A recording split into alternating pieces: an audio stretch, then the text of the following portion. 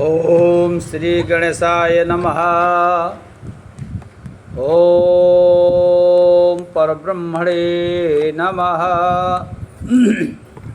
विश्वकर्मा पुराणे मैथुन सृष्टि श्रीमद्भागवत महापुराणे द्वितीय स्कंधे पंचमो अध्याय श्रेष्ठ वर्णने नारद उवाच दोनों में एक ही तथ्य आता है। नारद उवाच देवदेव नमस्तेस्तु भूत भावन पूर्वज तद्विजानीहि जज्ञानमात्म तत्व निदर्शनम। नारद जी ने कहा, हे पिताजी, आप केवल मेरे ही नहीं सबके पिता, समस्त देवताओं में से श्रेष्ठ एवं सृष्टिकर्ता हैं। आपको मेरा प्रणाम है। आप मुझे वह ज्ञान दीजिए जिससे आत्म तत्व का साक्षात्कार हो जाता है। जद्रूपम जदधिष्ठानम जतः श्रेष्ठमिदं प्रभो जत संस्थम जत परम यच्च ततत्वं वद तत्वतः।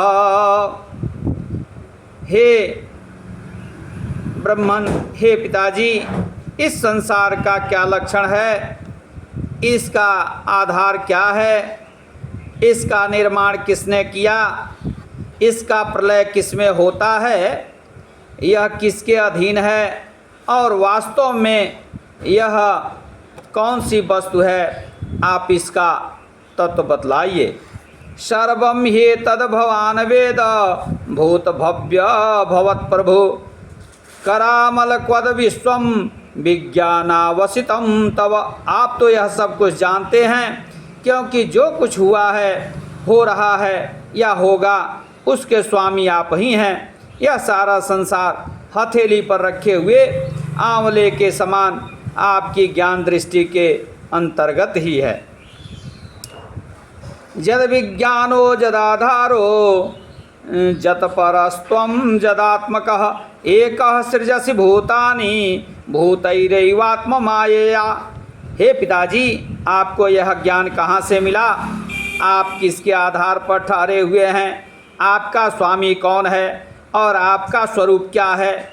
आप अकेले ही अपनी माया से पंचभूतों के द्वारा प्राणियों की सृष्टि कर लेते हैं। यह कितनी अद्भुत बात है। आत्मान भावयसेतानि न पराभावयन् स्वयं आत्मशक्तिं वष्टभ्य उर्डनाभिरिवाक्लमः।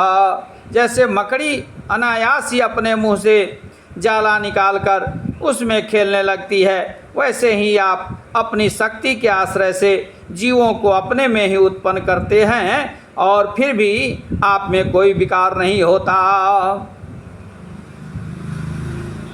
ना हम वेद परम ह्यस्मिन्ना परम न समम विभो नाम रूप गुणैर्भाव्यम सदसत